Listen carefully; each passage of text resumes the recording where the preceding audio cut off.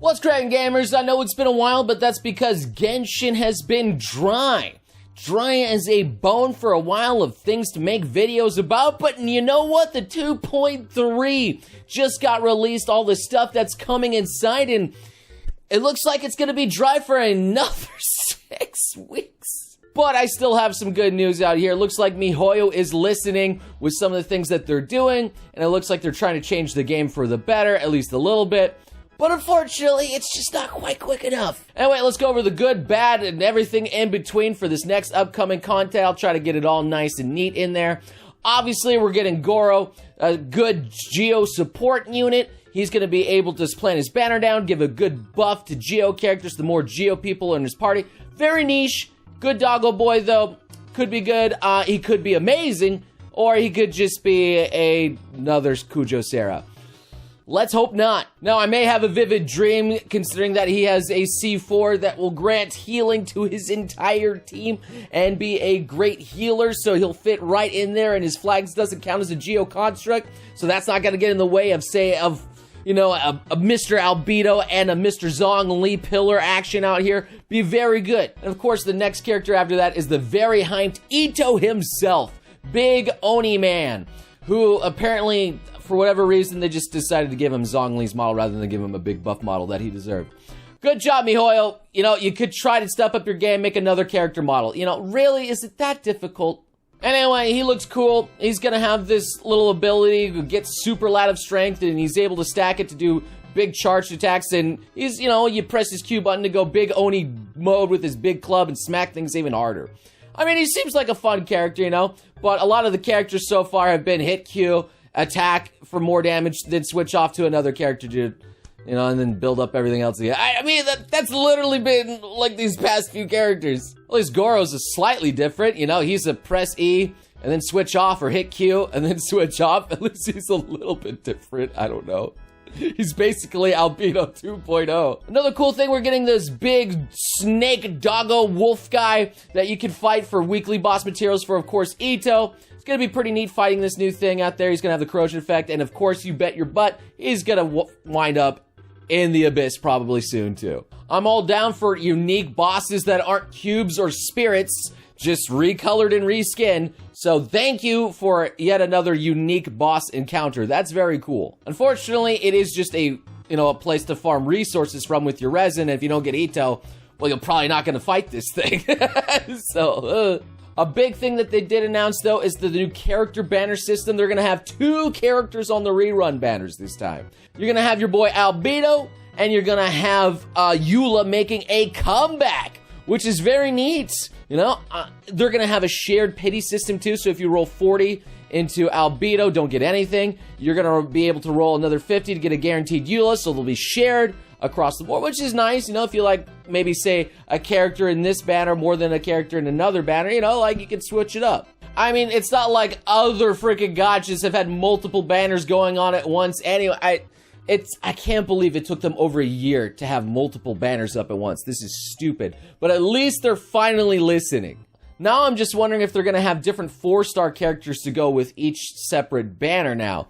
That will be interesting. Or will they have the same 4 stars? I'm not sure. Now for the new events coming out, the big one here is going to be the Shadows Amidst Snowstorms. We're going to get this really cool looking Albedo story. I'm not going to lie, it looks kind of sick.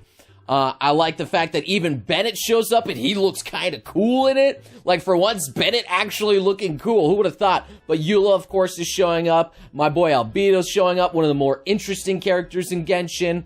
And, you know, even Amber's in there for once. Like, wow. But, unfortunately, the bad things for the event, it just looks like dumb minigames. Where, you know, you do a race course and you go around and you just collect things and you build snowmen. I don't really know what to say. It looks pretty boring. But apparently there's going to be a hidden boss or something to go along in there. That actually does look pretty neat. So we'll see how it goes. And obviously the event is going to have a new sword, the Cinnabar Spindle, which is going to be a 4-star free-to-play R5 thing that you can get for your boy Albedo, but will suck on everybody else if you don't get Albedo. Well, that sucks. This sword's going to be pretty useless.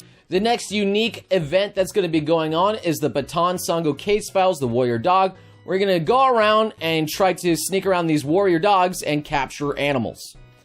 Really doesn't look that intense to me. It looks like it's just gonna be a quick, like, throw a net on a dog, and, you know, the thing's over. I don't know what else to say at this point here. But the neat thing about that, you'll be able to use captured animals with the net thing that you get from the event. So you could, like, say, enslave foxes in your world and just have foxes literally everywhere, which is neat. The Misty Dungeons making a comeback here. They're going to give you new characters to play around with, looking like the Raiden Shogun and Child. I don't know why the developer loves Child so much. They really want you to use Child. He's got three banners up, like 2 reruns, the original. Like, they really want you to love Child. I mean, the Misty Dungeon's kind of neat. It's kind of like a roguelite where you get these preset characters and you can have fun with them. I think it was like an okay event, but it's nothing new. The energy amplifier thing is back too. So it's another combat-oriented one where you farm some things to get some buffs to fight mobs.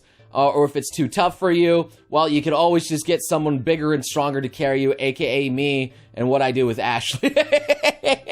It's fine. The Marvelous Merchant also back. He's easily the least exciting event guy. You just give him some common items and he gives you some primos and books. I mean, he's nice, but like, The Hangouts are back too, featuring Goro and Beto.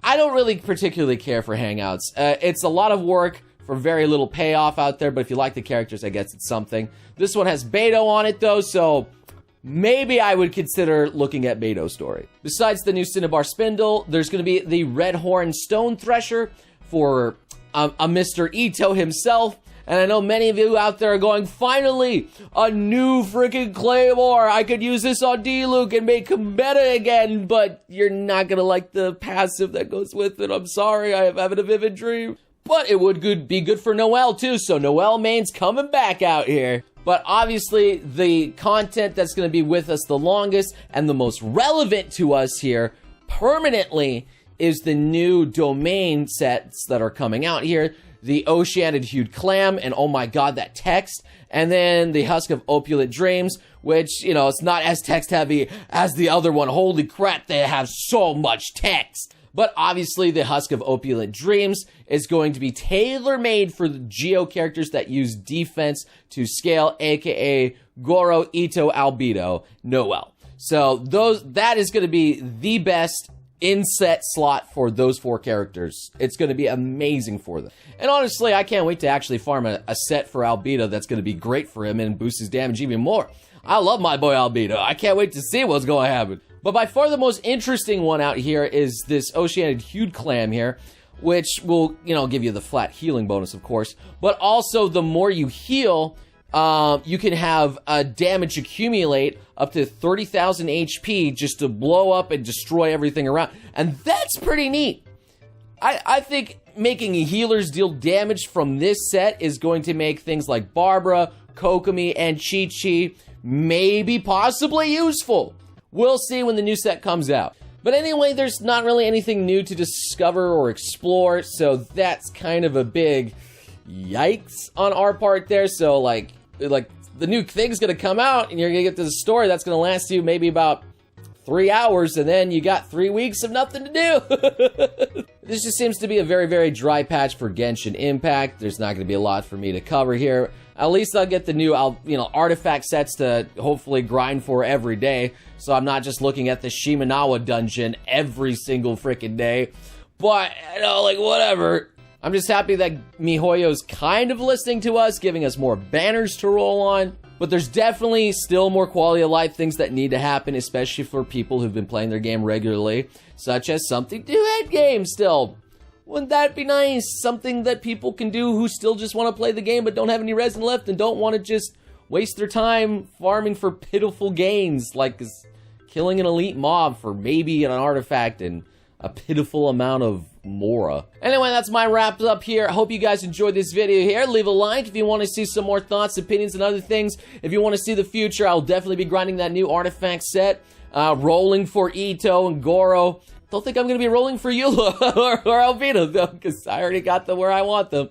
But we'll see. Follow me on Twitch if you want to see some more content, and I'll hope to see you beautiful sons of guns again next time.